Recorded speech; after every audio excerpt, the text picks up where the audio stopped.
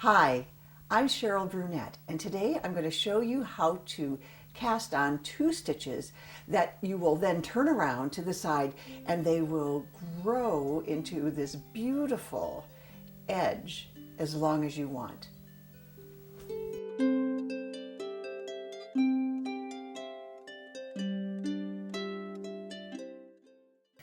I've been wanting to make myself a lace shawl for quite some time. I've never made one.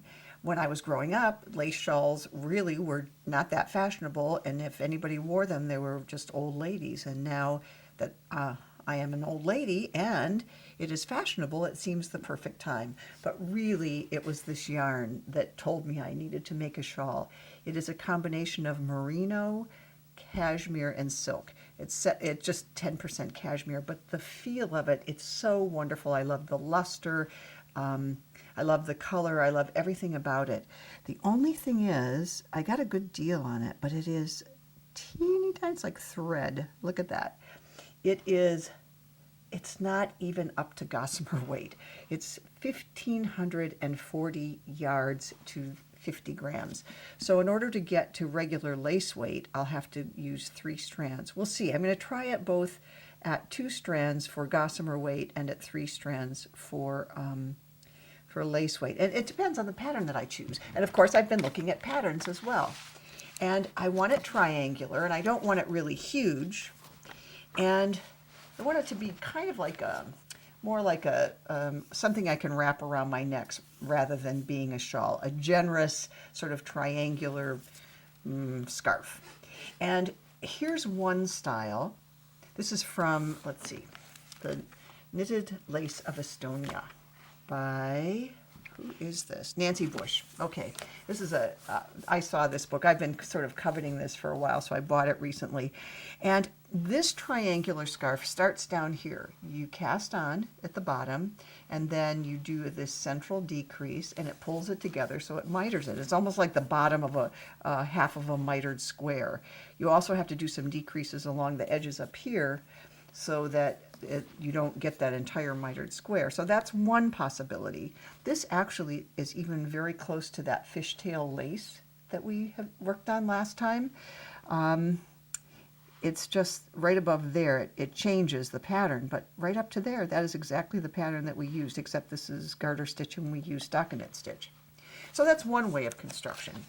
And another way of construction is, this one's really unusual. You cast on at the top, and notice it's like a curve. It's not a really strict triangle that comes to a point. You cast on at the top, and as you work down, you do the decreases along this edge.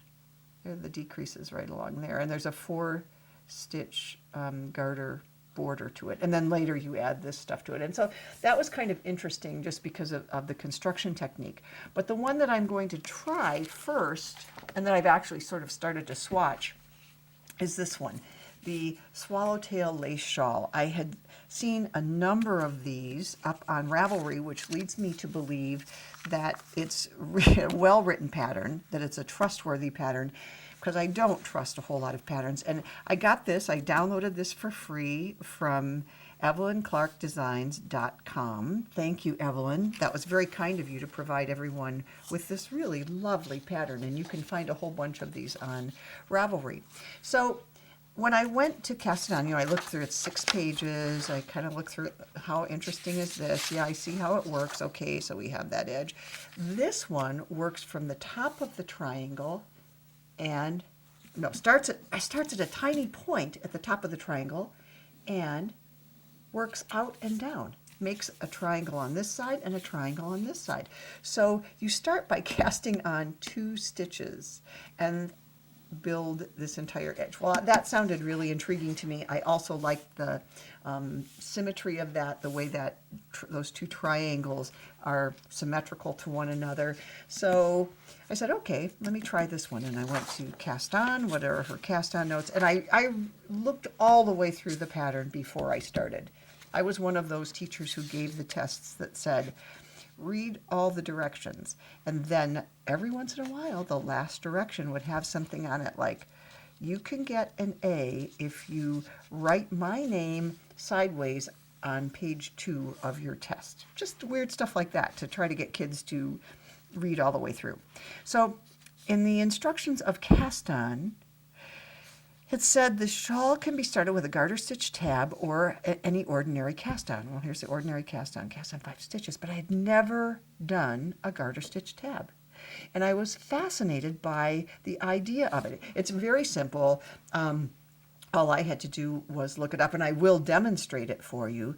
But once I've demonstrated it, then we're going to take a look at what you've done and how it leads to that shaping, because I thought that was the fascinating part.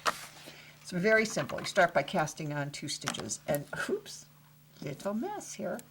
And her directions are, and a lot of people have the directions to do a provisional cast on, which I've shown you how to do, and then you go back and take it apart and knit down. But you know what? I've found that really, especially at the gauge that you're working at, that just to do a couple of backward loops on here, that's fine. And then you get rid of the business of the extra yarn that you're using for the provisional or whatever. So let me show you that again. This is just a backward loop cast on. Made a loop around my thumb, went right in there. Another loop around my thumb. There it is, just 2, 1, 2. And now you knit 6 rows. Here's row 6.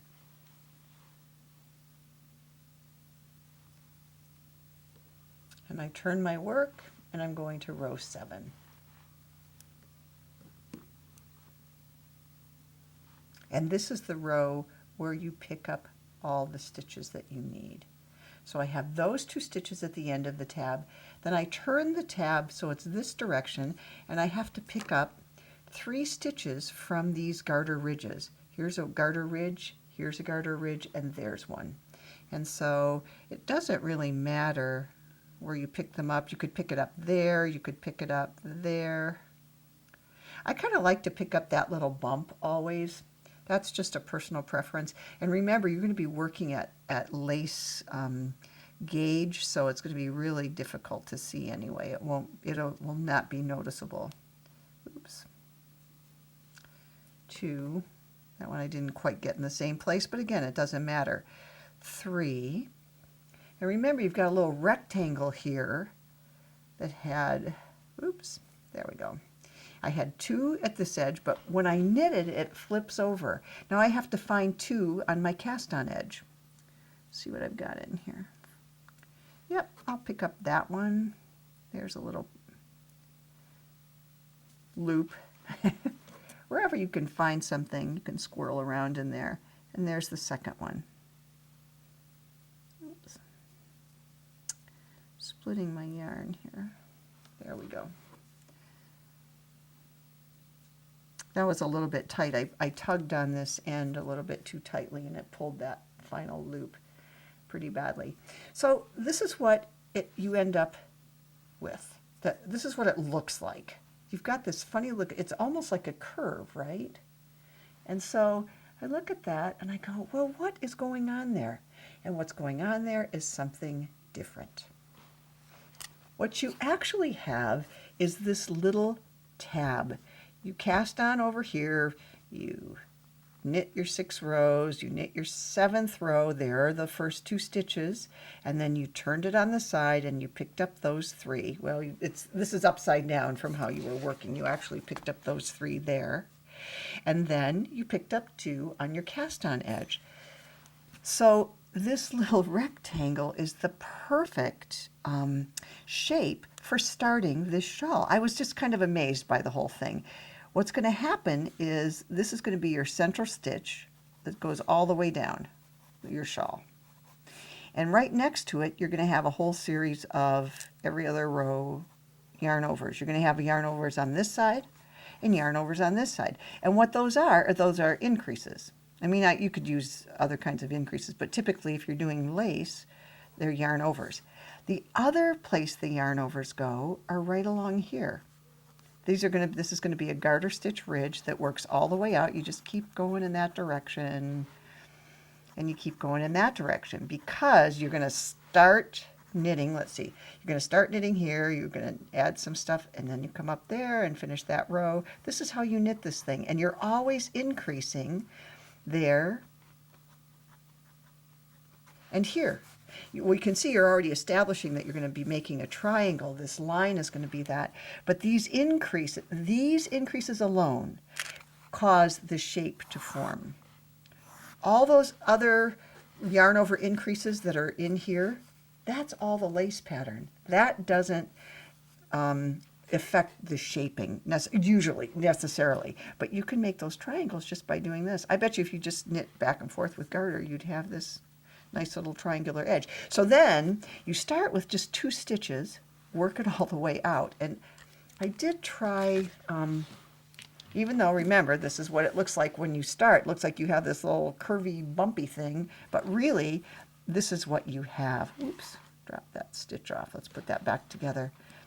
I had this on circular needles, and then I switched it over to this just so you could see it better. In fact, let's put it on there. What does that say? Turn that over so you don't have to see my old notes. Okay, that's where I cast on, right there. And notice that just looks like a garter ridge. These are all garter ridges that are going off in this direction. There's my central stitch. There are the yarn overs that are next to it. Here is this. At the end and beginning of every row, you just knit 2 stitches. Then on the wrong side rows, you just purl, and on the right side rows, you do your yarn overs and your decreases. And there are various kinds of decreases that you use. You use you use at least 3 different kinds of. This is a double decrease there, but the double decrease, you also put 2 increases there, so it'll balance that out. And I just thought that was cunning, that you can start right here and go out in that direction. And it'll eventually it will be bound off there. Thank you for joining me for this, the 100th knitting instructional video that I've uploaded to YouTube. And just a few days ago, this channel went over 10,000 subscribers. Thank you for watching and commenting and sharing and liking. Your time is precious, and I appreciate that you would choose to spend some of it with me. So until I see you again, enjoy your knitting. I mean, have fun with it. And if you're not having fun with it, take up golf or something, or billiards, or I don't know, painting or something else. Because life is short. And where you have a choice, I hope that you will choose something that makes it very sweet for you. Bye. Oh, vanity, thy name is Cheryl. Here we go again. Oh, no, there we go.